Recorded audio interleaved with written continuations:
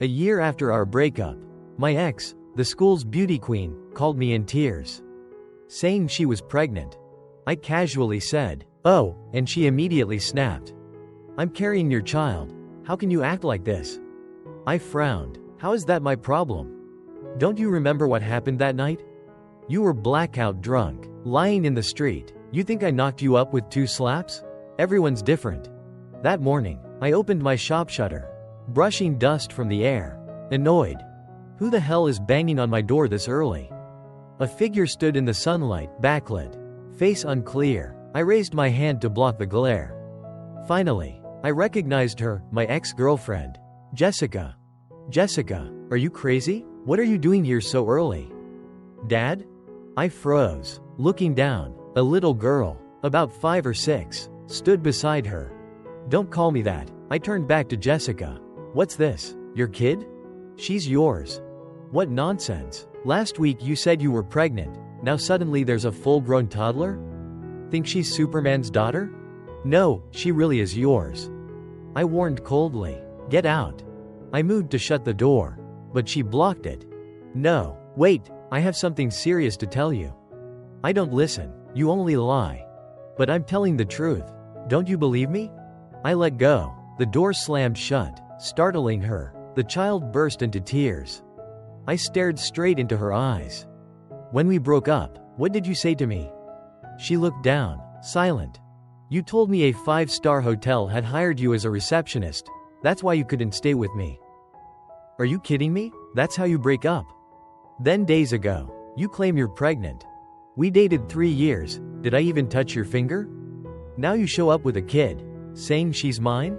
If you want someone else, just say so. Let's part ways cleanly. Why treat me like an idiot? Is honesty that hard? Will lightning strike you dead if you tell the truth?" She stayed quiet, waiting for me to calm down. Sniffling, she comforted the child, then looked up. "Robert, I came to you because it's urgent." I glanced at her pile of luggage. "What, got a job at a hotel now?" "You won't believe anything I say. But fine. Just one favor, help me take care of her for 1 week. I'll come pick her up after." "Get lost, I'm busy." While she wasn't looking, I pulled the shutter down and locked it tight. No matter how hard she knocked or screamed, I ignored her. "Robert, open up. Can't you help me with such a small thing? I'm heartless. I'm a dog. I'm unworthy. Happy now? Just leave, please. You've changed. You weren't like this before." "Yeah, I used to be stupid. Now I'm smart. Problem?" "Robert, you bastard." I calmly prepared instant noodles, poured boiling water, didn't care. Outside, silence for about 5 minutes. I thought she'd left. Then a soft, tender voice came through. "Dad, don't you want me anymore?" My hand trembled, scalded by hot water. Damn it. What kind of brainwashing had Jessica done to make this kid think I'm her father? "Robert, I'll pay you. Open up. Leave her with you for 7 days, $5.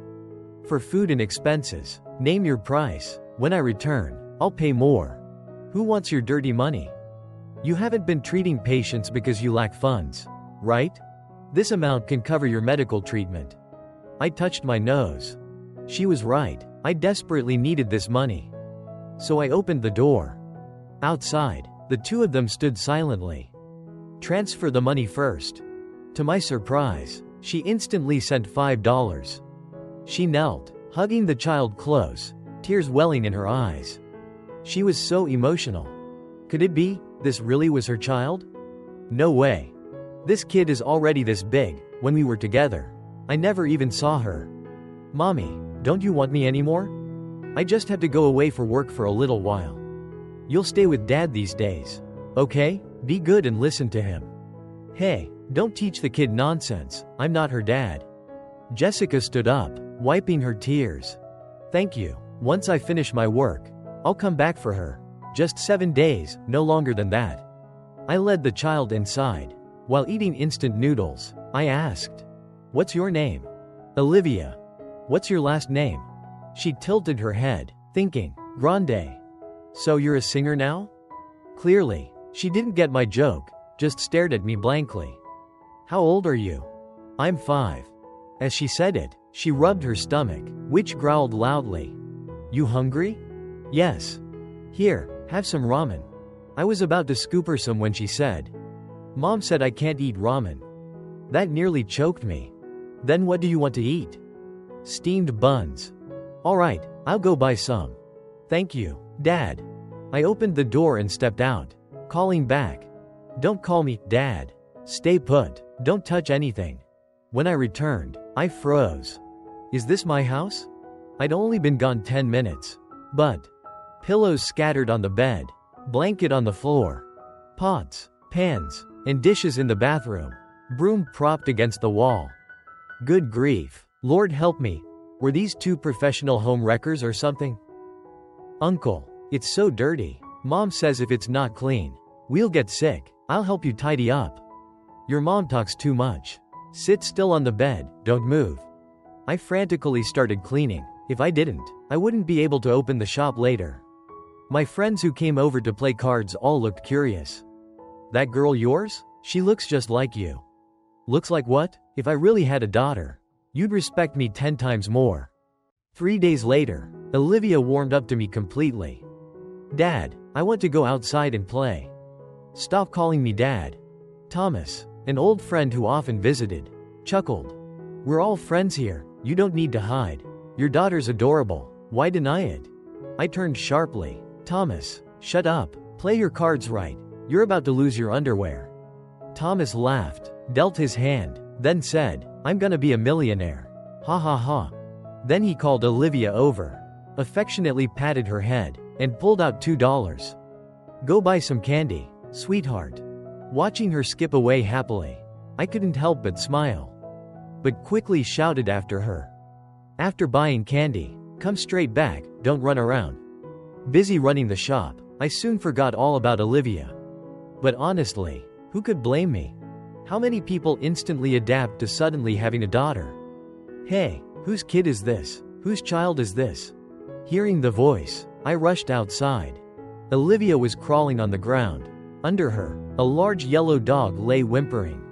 She was trying to stuff candy into the dog's mouth. Holy crap, I sprinted over. The neighboring restaurant owned this dog. Luckily, it was gentle. If it were another breed, it might have snapped. I quickly pulled Olivia up, and the yellow dog scurried off. It turned back, barked twice as if thanking me, then spat out 2 pieces of candy. "Are you crazy? What if it bites you? Why are you bullying it?" I wanted to feed the dog candy. "Do dogs even eat candy? Did you ask it first? What if it bites you? Can you just sit still?" Olivia got scared and burst into loud sobs. So hard that the candy in her mouth slipped down her throat, her face turned bright red. Panicked, I performed first aid using medical techniques. Thankfully, the candy came flying out with a cough. But Olivia cried even harder, terrified and furious. "Can you please stop crying? I'm calling your mom to come pick you up right now." "You're mean, you're not nice." I grabbed my phone and called Jessica. "Jessica, you were right. I'm definitely not her father. Your daughter's going insane. Dad's mean. Dad doesn't want me anymore. Stop crying." The more I said, the louder she cried. When the call connected, I yelled, "Jessica, I don't care where you are. Get back here and take her now. I'll return every penny." "Robert, I really can't come back yet. Please, just a few more days. I promise I'll come get her soon." Customers from the shop came out to see the commotion, and everyone started helping me calm the little girl down. "Robert, this isn't the way. You can't yell at a child. You have to be gentle and patient." "Gentle my foot," I snapped. And without another word, jumped on my bike and left the card game. When I returned, it was already past 9 p.m. Only regular customers remained in the shop. They helped me clean up and close for the night. As for money, my regulars never owed me. And honestly, I didn't care about small amounts anyway. I went inside. Only one customer was left. The owner of the neighboring restaurant was holding Olivia on her lap, the little girl happily munching on a huge chicken drumstick. Seeing her red, puffy eyes, I suddenly felt my heart soften. "Where'd she get that drumstick?" "She said Auntie gave it to her." "Did you say thank you?" I snatched the drumstick from her hand, pretending I was going to take a big bite. Olivia looked at me with such hurt in her eyes. But this time, she didn't cry. Guess all my yelling had scared her into silence. Just kidding, I said, handing it back. How could I steal food from a kid? She immediately turned back to her drumstick, not even glancing at me again. Meanwhile, I hadn't eaten all day, starving. After rummaging through the kitchen, I ended up making another bowl of instant noodles. The restaurant owner gently sat Olivia down and said, "I'll head home now that you're back. Just remember, be patient with kids." I stood up and thanked her.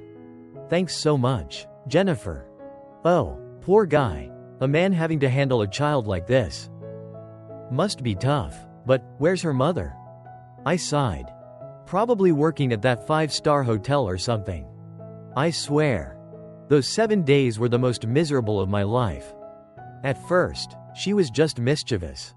But the more familiar she got, the worse she became. While people were playing cards, she'd climb onto the table, arranging the cards into towers and castles. Then she'd stand behind players, reading their hands aloud from left to right, acting like some genius reader. And it didn't stop there. She made the yellow dog from next door dance the bouncing bunny routine, until the poor thing got leg cramps and collapsed, panting heavily. Thankfully, the promised day finally arrived. Tomorrow, Jessica would come pick her up. I took Olivia to a big supermarket, bought a whole bag of candy, and filled a backpack with toys. After all, she had transferred $5 to me.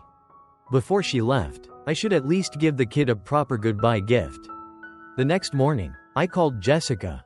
"When exactly are you coming to pick her up?" "Robert, I'm really sorry, something came up here. Can you help me for 3 more days?" "What, seriously? Have you ever said a single honest word in your life?" I went home, defeated. There sat my parents, and Olivia, curled up in my mom's lap, playing with her own tiny toes. No, it's not what it looks like. She's just a friend's kid I'm watching for a few days. A friend who lets her call you Dad. Mom raised an eyebrow.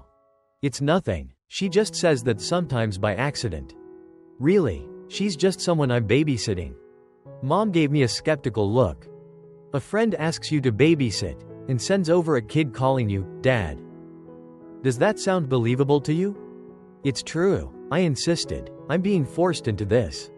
She said she's busy overseas and needed me to watch her for a few days." Dad narrowed his eyes. "What overseas? You think your old parents are easy to fool?" I scratched my head, flustered. I didn't explain everything. But she randomly transferred me $5. I accepted it. I can't just walk away now. $5? My parents exchanged stunned, confused glances. Mom gently patted Olivia's head. "So what happens next? Where's her mother?" Olivia looked up at me while chewing her snack.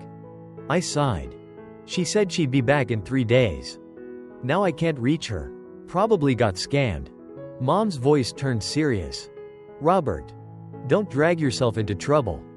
Raising a child isn't a joke." Dad nodded in agreement. "What if the parents come back later demanding things? Or suing us?" I waved my hands helplessly. "You think I want this? I just want to return her as soon as possible." Olivia finished her last bite of cookie, looked up at me with wide, innocent eyes. "Dad, will Mom really come back?" I froze for a second, forcing a smile. "Of course, she'll be home soon." Looking into those pure, trusting eyes, my chest tightened. Would her mother really come back? Or was this little girl a gift I'd be stuck with for life? Dad slammed his hand on the table, furious. "You think we're senile, huh? Someone pays you big money to raise a random kid? Money falling from the sky now?" He pointed straight at me, almost jabbing my face. "You wander around all day, never doing real work. We told you to find a stable job, you refused. Instead, you run this shabby little shop just to survive. Now you're dragging some stray child into our lives. Is this how you plan to live forever?" I snapped back, angry too. What's wrong with running a shop? It's honest work. Dad didn't back down, still shouting. I told you to get a real career before. You got into that line of work, almost killed yourself. And even after quitting, you still can't tell right from wrong. Now burying yourself in this little gambling den. Do you plan to spend your whole life with those shady gamblers? I shot up from my seat, fists clenched, eyes burning with tears. What's wrong with the job I used to have? Mom pulled Dad back, trying to calm him down. Honey, please, stop now. Dad turned on her, shouting. Why shouldn't I speak? Look at him now, better off dead. I'd rather have no son at all than carry this burden. With that, he started smashing up the slot machines in the shop. I just sat there, head down, smoking a cigarette. Not stopping him, not dodging. Fragments flew and hit my head. Blood slowly trickled down my face. Dad, what are you doing? Olivia broke free from Mom and ran to me. She touched the wound on my face, wiping the blood away as she cried. I pulled her close, gently patting her back. Dad gradually calmed down, afraid of scaring Olivia further. He muttered a few more curses and stormed out. Mom sank onto a chair, tears welling in her eyes. We took a 20-hour train just to see you. Is this how you treat us? Her voice cracked. She picked up the bags of vegetables from home, covered her mouth to stifle her sobs, and walked away crying. Dad, do Grandma and Grandpa not want you anymore? Olivia looked up at me, her eyes brimming with tears. I crushed out my cigarette, wiped my own tears, and forced a weak smile. It's okay. Dad's not crying. It doesn't matter if they don't need me. I held her tighter. From that day on, things between Olivia and me began to improve. But I knew one thing for sure, I couldn't go on living like this. Raising a child who wasn't mine. I'd already trapped myself in this life, barely scraping by with this gambling shop. How could I possibly raise a kid? What if Jessica never came back? Olivia was still young now, but when she grew up, how would she study? Survive? Would she be stuck in this old, crumbling shop like me? So even though we'd grown closer, I still couldn't truly become her father. If Jessica returned, fine. But if she didn't, I'd have to take Olivia to an orphanage. Today, Jennifer from the restaurant next door moved away, leaving behind things she couldn't take or didn't think were worth it. I helped them move all day, exhausted beyond words. After cooking dinner for Olivia, I collapsed onto the bed. Before long, I drifted into a restless sleep. But it wasn't peaceful. I kept hearing a faint click click click. Groggily, I opened my eyes. Olivia, what are you playing with? The moment the words left my mouth, cold sweat drenched my body. Olivia was playing with the long lighter Jennifer had left behind. The flame was still lit. She'd already set fire to the poster on the wall. The flames roared to life. My entire body trembled. Burning embers fell, igniting the tablecloth and curtains. Within seconds, fire spread across multiple spots. Olivia, get out now. Terrified, she ran and clung to me instead. Sweat poured down my face. My head spun. Breathing became agony. I fumbled for the landline phone to call emergency services, but my hands shook too much. The phone slipped and fell. Olivia, you go first. But she refused, hugging me and sobbing. No, you had to go first. When I tried to stand, my legs gave out, like stepping on cotton. I collapsed to the floor. Dad, wake up, please get up. My heart pounded like it would burst from my chest. Suddenly, the room transformed into a sea of fire surrounding us. I felt the heat, the pain, but couldn't move. I don't know how we got out. Later, people told me a kind stranger heard Olivia's cries, saw the glow of fire inside, and used a fire axe to break through the shutter, pulling us both out. The fire hadn't spread far. The crowd quickly put it out with car fire extinguishers. The Good Samaritans confirmed Olivia and I were unharmed, then quietly left. I was still paralyzed with fear, too stunned to thank them. Yes, I'm terrified of fire. I suffer from severe PTSD. It's an illness I've been struggling to treat. But it's serious, and I don't have the money. Olivia tugged on my sleeve. I flinched involuntarily. Dad, it's my fault. The little girl cried, her face full of guilt and sorrow. I pulled Olivia into my arms. "It's not your fault, sweetheart. Not at all, don't cry. From now on, promise me you won't play with fire. Okay?" To be honest, it was her that saved my life. If Olivia hadn't screamed inside the house, I'd probably have died in that fire. After the incident, I took time to reflect. Whether Jessica came back or not, I had to let Olivia go. Right now, I simply couldn't take proper care of her. If something like this happened again, or if she got sick, how could I ever explain it to Jessica? But every time I saw Olivia's innocent, adorable face, heard her call me Dad, my heart melted. So I kept going, prolonging this fragile bond, while being even more careful, doing everything I could to keep her safe while she stayed with me. One day, I stood in the supermarket, staring at vegetables, wondering whether I should buy some meat for Olivia. After all, she was still growing. Just then, someone lightly tapped my shoulder. I turned around and froze for a second. It was Linda. Linda was an old classmate from high school. We weren't exactly strangers, we'd had feelings back then. But we drifted apart after college because our schools were far apart. Never thought I'd run into her here. Wow, what a coincidence. I nodded. Long time no see, must have been nearly 10 years. Right? Yeah, so, what are you up to these days? I scratched my head awkwardly. Nothing much, just running a small shop. What about you? I just got back from Beijing. The pressure there was too much. So I thought I'd try things out here. An awkward silence hung between us. We didn't know where to go next. Well, anyway, wanna add each other on Instagram? We smiled at each other. Sure. I scanned her QR code, she scanned mine. As I opened the app, I joked. We're pretty synced, huh? Haha. Yeah, hey, are you free tonight? Maybe we could grab dinner? Sounds great. That evening, we chatted happily over dinner, laughing about high school memories and venting about life's struggles since we'd parted ways. Before I knew it, it was past 10 p.m. I slapped my forehead.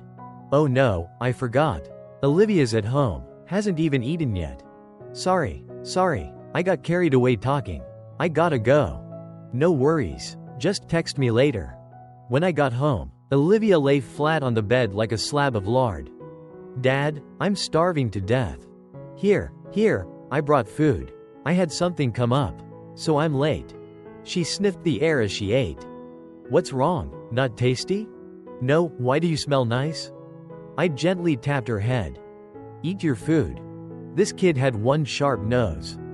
In the days that followed, every night I'd sit glued to my phone, chatting with Linda, grinning like an idiot. No matter how much Olivia interrupted, I barely noticed. My dates with Linda became more frequent. Finally, I gathered all my courage and confessed to her, wanting to pick up where we'd left off in high school. When I saw her reply with a yes and a shy emoji, I felt even happier than Olivia getting candy. Olivia, Dad has something tonight, might be late. Be good and stay home, okay? Dad, when will you be back? Soon, your dinner's on the table. Eat first if you're hungry, don't wait. I met Linda with a fresh bouquet. She was delighted. She whispered, I heard you were here. Came to start fresh, thought if we were meant to meet again, fate would bring us together. Hearing that, I was deeply moved. Linda, it's so good to see you. You still call me Linda? Well, what should I call you? Dad. I looked up. There was Olivia, two tiny pigtails bouncing, running toward our table. Linda instantly shot me a suspicious look.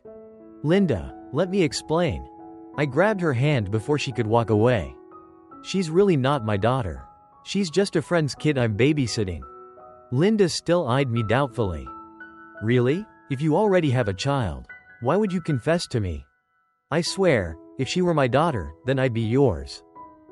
Olivia suddenly barged in. Dad. I pushed her away. Why are you everywhere? Are you some demon sent from hell to torment me? You're the one God sent to punish me. Linda didn't want to argue with me anymore. She walked over to Olivia, crouched down, and gently asked, Sweetheart, tell me, what's your relationship with this man?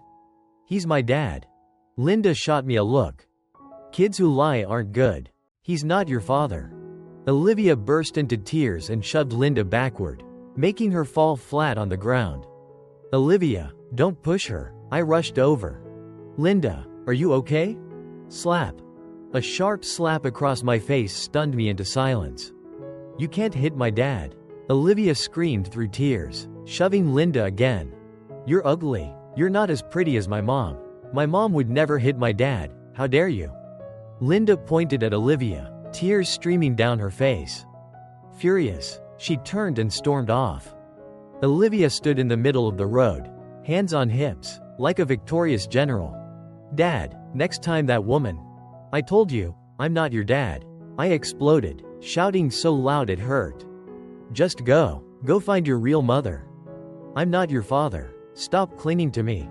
What evil did I commit in my past life to suffer this in this one? My parents come to visit, and you make them leave angry. I finally get someone I like, and you ruin it. And your own mother hasn't come to see you in 5 months." I don't know who those words were for, her or me. The more I yelled, the more I wanted to collapse on the ground and cry. But I couldn't. Because Olivia's sobs were even louder than mine. Back home, Olivia stopped crying. I didn't care about her anymore. I turned off the lights, buried myself under the covers, and ignored her completely. I don't know when I fell asleep, but I was jolted awake by a cold draft. Olivia wasn't beside me. "Olivia, where are you?" No answer. I turned on the light. The front door was wide open. Icy wind pouring in. Olivia was gone. I panicked, rushing outside to search. It was nearly midnight. Where could a little kid possibly go? I asked neighbors, but no one had seen her. I checked every place she usually played, nothing. "Olivia, I'm sorry. Dad was wrong. Please come out. I messed up. I'm sorry." From 11 p.m. until 3 a.m., I searched without rest. The night wind howled fiercely, stinging my head so badly I could barely walk. My palms were drenched in cold sweat, my mind spiraling with worst-case scenarios. Is Olivia in danger? Did she get into an accident? All my fault. I slapped myself hard, twice. Exhausted, I collapsed at a crossroads, chain-smoking several cigarettes before forcing myself up to keep looking. Then my phone buzzed. It was Linda. "Olivia's here with me." When Linda opened the door, I rushed in and pulled Olivia into a tight hug. "Are you okay? Are you hurt?" Seeing she was unharmed, anger flared inside me. I raised my hand to spank her. But when I saw her tear-streaked, swollen eyes, I couldn't do it. Only then did I notice Linda's eyes were red too. How did she end up with you?" As Linda explained, I didn't know whether to feel relieved or ashamed. After running away, Olivia went back to the mall where we'd had dinner. But it was already closed. She kept banging on the glass doors. The security guard noticed, asking what she wanted.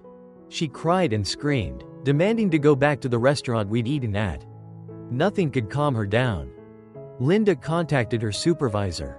After hearing the situation, they reached out to the restaurant manager. Olivia told them she was looking for the pretty lady who had dinner there tonight.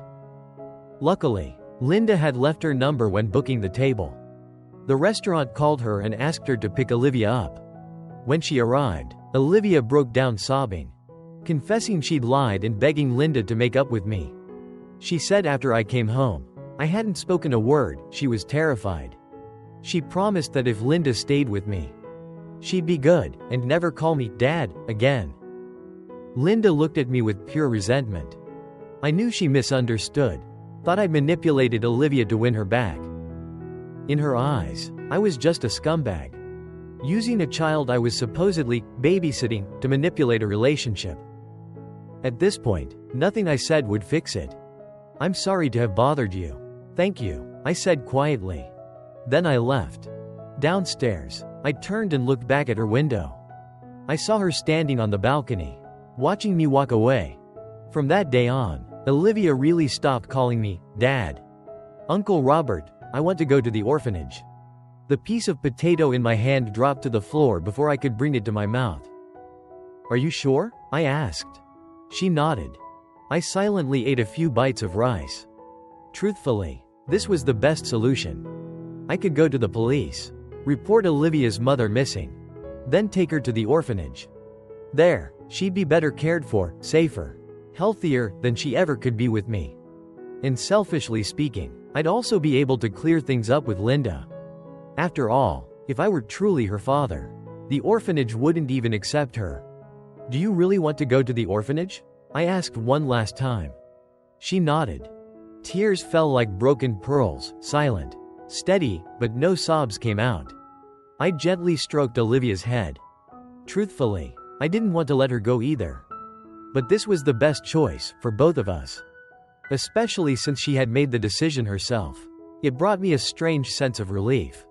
I packed up all of Olivia's belongings, her favorite toys, and went to the supermarket to buy her a mountain of candy. Then, I took her to the orphanage and handed her over to the caretaker. As I walked out the gate, I couldn't resist one last look. Olivia, I called softly. But she didn't turn around. The teacher stopped and gestured for her to look back at me. But the little girl stubbornly refused. I gave the teacher a forced smile and left. I closed my shop. I had no heart for business anymore. Every day blurred into drinking, smoking, sleeping, waking up, and drinking again. The little corners where she used to play were now empty. I no longer heard, "Dad, Dad," echoing through the room. Just an aching emptiness. One night, rolling onto my side, I reached toward the space where Olivia used to sleep.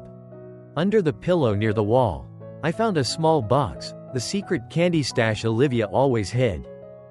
She loved sweets, but I worried about cavities, so I limited how much she could have. So she'd sneak and hide them for late-night treats. I knew, but I never had the heart to stop her. I opened the box. Inside were 4 uneaten fruit candies. Underneath that box was another identical one, this one completely full. I laughed. She was clever, using the top box as a decoy. When I flipped the box over, I saw 2 crooked words scribbled on the bottom in crayon. Dad's candy box. That's when it hit me, this wasn't just her stash. This one was saved for me.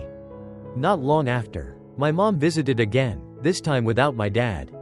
She brought bags of children's clothes and supplies. Seeing them, I quickly turned away, wiping my eyes with my sleeve. "Where's my granddaughter?" Mom asked. "Mom, there is no granddaughter. I told you, she's not mine." "I don't care. I'm asking you, where is my granddaughter?" Cornered, I finally told her everything. How Jessica had left Olivia with me, then vanished. How I couldn't afford proper care, so I sent her to the orphanage. When she finished listening, Mom wiped her tears and said firmly, "I don't care. You will take these clothes to my granddaughter." I quickly agreed, promising to bring them tomorrow. Then she added, softly, "You know, kids don't need their parents to give them the best things. They don't need fancy food, expensive clothes, or a big house. All they need is a mother, a father. Now her real mother is gone, and you're not by her side. Can't you imagine how broken her heart must be? Why don't you bring her home? We can't let a little child like that become an orphan." Hearing the word orphan, I thought of Jessica. Wasn't she an orphan too? "What about your husband?" I asked. "Won't he be angry?" "He'll come around. Your father's hot-tempered, but his heart is kind. Once he knows, he'll agree. And when that happens, we'll come here to help raise her." "Yes," I whispered.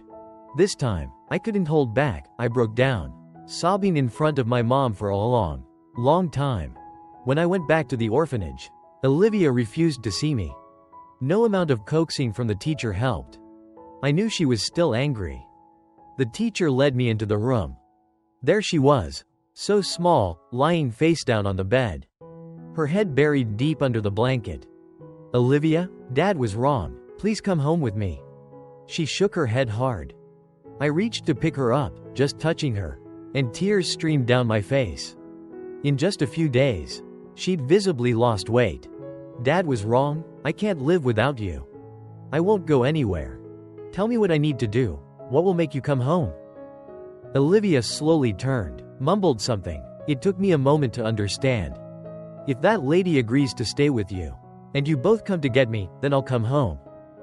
Meeting Linda this time, I felt both nervous and uncertain. To bring Olivia home, I needed Linda to believe there was no blood tie between us. I had to make peace with her. But if we got together, the first thing I'd do would be to bring Olivia home. Even though she wasn't my biological daughter, I was her father now. For Linda, that meant loving a single dad with a child. She might get angry, walk away again, and Olivia would return to the orphanage. It was a vicious cycle. So I told Linda everything, every detail. No secrets hidden. Even that Jessica was my ex. I only hoped she could forgive me. Actually, I don't really mind that you have a daughter. She paused for a moment. What I hate is that you kept something so big from me. I'm mad at you for not being honest. I lowered my head, too ashamed to speak. But Olivia is truly heartbreaking. When she came to see me last time, she cried until her voice was hoarse. Just to beg me to make up with you. So, let's bring her home first. You've really agreed? Yeah, I have. Overwhelmed, I grabbed Linda and spun her around in joy. We went back to the same restaurant as before, only this time. Olivia was with us. Her eyes sparkled, crinkling into crescent moons. She ate without restraint, needing no help at all. Linda and I leaned toward each other, watching her with warm, loving eyes. The scene looked just like a happy little family of 3. Auntie Linda, I want to tell you a secret. What kind of secret? I leaned in too. Can Dad hear it? Olivia asked. I nodded. Actually, Auntie Jessica isn't my real mom. I burst out laughing. Is that it? And here I thought I didn't know. Unless she's actually Superwoman. Your real mother's name is Emily. The name sounded so familiar. After some coaxing, Olivia finally agreed to show me Emily's photo.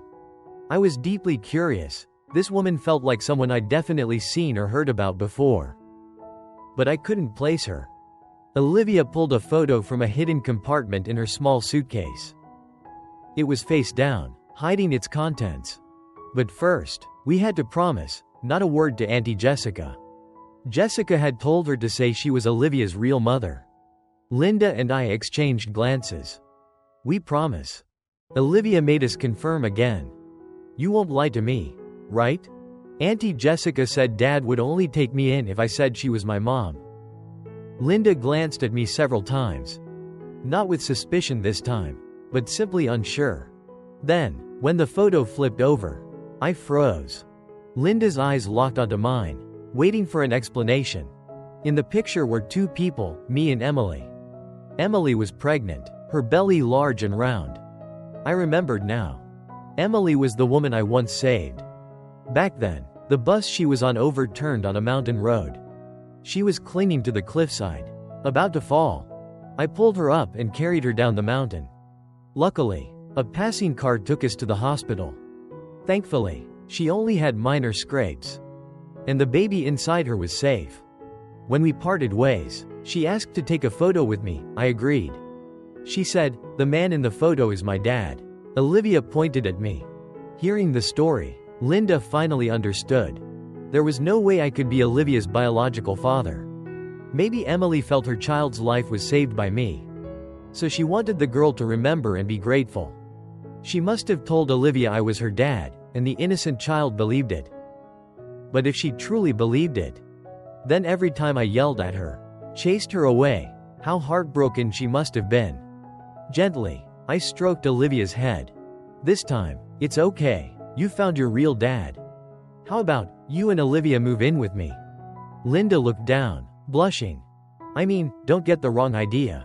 I rent a 2-bedroom apartment, the other room's empty. I care about Olivia. I don't want her crammed into your tiny room. Sure, I grinned like an idiot. On moving day, I asked Linda to watch Olivia while I returned to the shop to pack. As I was cleaning, my phone suddenly rang. An unknown number. I answered, and from the other end, a familiar voice came through. It was the police station. Are you Robert? Yes, I'm here.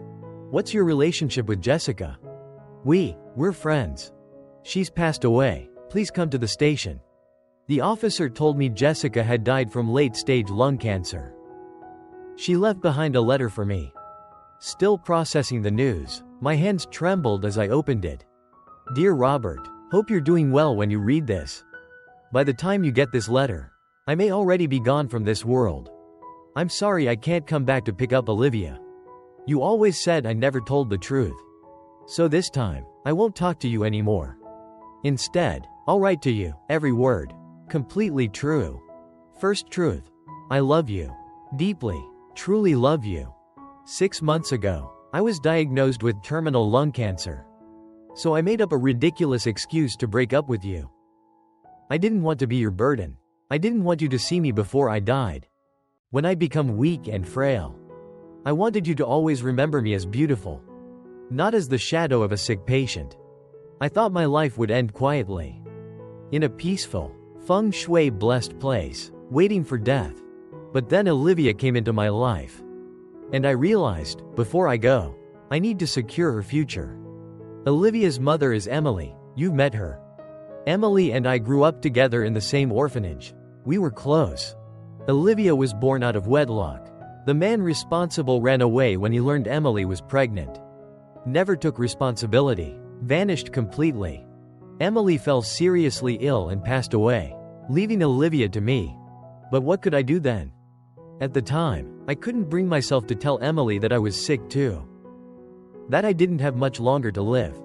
I was afraid it would break her heart. So all I could do was promise to take care of Olivia in her place. While I was still lost and uncertain, Emily gave me a photo of you and her. She asked me to keep it for Olivia. And to tell the child that the man in the picture was her real father. When I saw that photo, it lifted a weight off my chest. I knew. If I could just get Olivia to you, you'd take care of her. You're a good person. I've always believed that. You might be rough around the edges. Speak bluntly. But your heart is kind. That's why I used the excuse of being pregnant to call you. To step back into your life and bring Olivia to you, asking you to raise her. That day, standing at your doorstep, I was terrified you wouldn't accept Olivia. If you hadn't, I truly wouldn't have known what to do. Thankfully, you said yes. I'm so deeply grateful to you. I sat there, the letter still in my hand, my heart hollow. Pain and regret surged through me. But I understood, I had to honor the trust Emily had placed in me. After finishing Jessica's letter, my chest tightened like it was being crushed. Everything I'd done before now seemed so foolish. I felt heartless for not seeing the truth behind her reasons for breaking up. Everything she did, it was all for Olivia. And yet, I never understood from the start. Even that $5. It was money meant for her treatment. Why did I take it? Staggering out of the police station, still dazed, my phone rang. It was Linda. I answered quickly, but all I heard was muffled, broken sounds. I could hear her calling my name, but it felt distant, far away. She asked, "Can you hear me?" I grunted incoherently, but instinct pushed me to stay alert. "Robert, where are you? Can you hear me? Are you listening?" Finally, I managed. "I hear you. What's wrong? Come home, now. There's a fire downstairs. Olivia and I are trapped. You have to come right now." Linda's voice trembled with panic. When I reached Linda's building, thick black smoke billowed into the sky. The fire had already engulfed the 11th floor. And she was on the 14th, dangerously close. Fire trucks had arrived, but blocked roads prevented them from getting closer. The water spray barely reached the burning floors. There was no way it could extinguish such fierce flames. I stood frozen, staring at the roaring inferno. My body went weak. I collapsed to my knees. Dizzy. Heart racing. Breath coming in gasps. Memories flooded back. My mind flashed with images of fire. Pain. I knew it. My phobia was flaring up again. But I forced myself up. Step by shaky step. Moving forward. I had to save Olivia. I had to save Linda. "You can't go in." A firefighter blocked my path. But I didn't hear him. I kept walking. He shouted louder. "It's too dangerous. You can't go up there." I turned and saw Matthew. "Matthew, what are you doing here?" I grabbed his arm urgently. "No time to talk. Give me a firefighter suit, now." "We can't. You have to trust us," Matthew insisted. I pointed toward the top of the building, voice breaking. My girlfriend and daughter are up there. Give me a suit. I have to save them. No, absolutely not. You have pyrophobia. I don't care. I'd rather face my worst nightmare than let them die. I used to be a firefighter. Anger flared inside me, and I roared again. Matthew had been one of my team members back then. I was his captain. He glanced around, his teammates were overwhelmed, short on manpower. After a tense pause, he gritted his teeth and finally nodded. Fine, but you have to promise me one thing. I go with you. You cannot split up. The flames devoured the sky, searing through our protective gear as we plunged into the inferno. When we reached the 13th floor, we heard a man screaming for help from behind a door. You go save him, I'll keep going, I shouted. No, you promised not to split up. Matthew snapped, voice urgent. Go save him, I'm going up to rescue Olivia. I yelled, losing patience. I'm coming with you to the 14th. But we saved this person first, he insisted. Furious, I shoved him hard. You're a firefighter. Save the closest victim first. Do I have to teach you the basics? Stop wasting time. I'll come help you after, he shouted back. I kept climbing toward the 14th floor, my body on the verge of collapse. Somehow, I made it. The 13th floor was the epicenter, but the fire had spread terrifyingly fast. Leaning against the wall, cold sweat drenched my back. As I fought to overcome the deepest fear of my life, I had to save Olivia. I couldn't let Jessica down. I had to save Linda. I couldn't let this kind woman die like this. When I forced open Linda's apartment door, flames exploded outward. The ceiling collapsed, trapping Olivia and Linda on opposite sides. Dad, I'm so scared. Help me, Olivia screamed in panic. Robert, is that you? Linda called out, her voice trembling. Debris rained down, pushing them both into corners. I quickly assessed the situation. If I saved Olivia first, I might not make it back in time for Linda. If I rescued Linda first, carrying both of us might trap all three of us. Dad, save me, Olivia cried. Fear surged through me. I took a deep breath, forcing myself to stay calm. The fire closed in, threatening to swallow me whole, but I knew I had to act. For a moment, I hallucinated, seeing Linda engulfed in flames. Just like the woman from my past trauma. But no, it wasn't Linda. The one covered in fire was Olivia.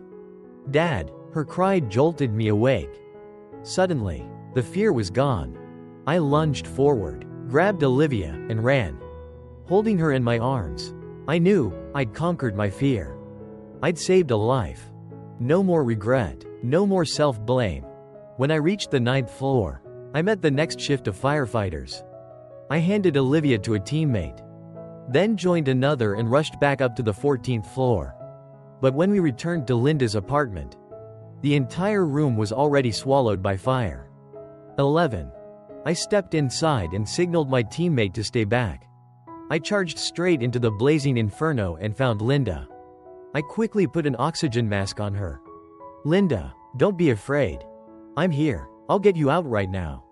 I knew she couldn't hear me over the roar of flames. But I said it anyway, more to comfort myself. As I turned to carry her out, the door suddenly collapsed. I braced the frame with my shoulder, enduring searing heat, and passed Linda through to my teammate outside. My strength gave out, I stumbled backward. The doorway crashed down completely, burying me in the burning room. Linda, take care of Olivia, promise me. I shouted toward the exit, hoping she could hear. I knew I couldn't last much longer in this heat-resistant suit. I crouched down, not from fear this time. After saving Olivia, I wasn't afraid of fire anymore. The flames surrounded me, but they didn't feel as scorching as before. My arms were covered in burns, but I felt no pain. As fire spread across the ceiling, I thought I saw Jessica's silhouette. She waved at me. That girl who always lied. Unlike me, who always kept his promises. My final message to Linda, I hope she heard it. But even if she didn't, knowing her heart, she'd still take perfect care of Olivia. Thinking that, I gently waved goodbye to Linda and turned away. Through the flames at the doorway, I saw my teammates desperately trying to break through. "Brothers, if you can't save me, stop.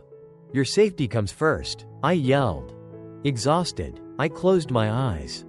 Just then, a panicked shout rang out. "Captain, we found another way in." I turned. There, behind me, was an emergency exit just broken open by another rescue team. They rushed in like a cool breeze cutting through the raging fire. I laughed, suddenly feeling life surge back. A teammate grabbed me and pulled me up, yelling, "You don't get to die that easy. Captain, you still owe us a farewell party." I laughed, tears mixing with sweat. As they dragged me out, I looked back one last time at the room consumed in red flames. Later, in the hospital, when I opened my eyes, Linda and Olivia stood beside my bed. Linda's eyes were filled with tears, her face full of regret and worry. "You idiot, why did you risk your life like that?" I smiled weakly and stroked Olivia's head. "Because I made a promise, to her mother and to you." Olivia threw her arms around me, sobbing, "Dad, don't leave me again." I turned to Linda, gently holding her hand. "Linda, I want us to raise Olivia together. Will you say yes?" She smiled and nodded.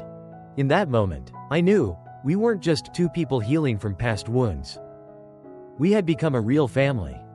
That fire didn't just take things away. It helped me find myself again. And the people I love most.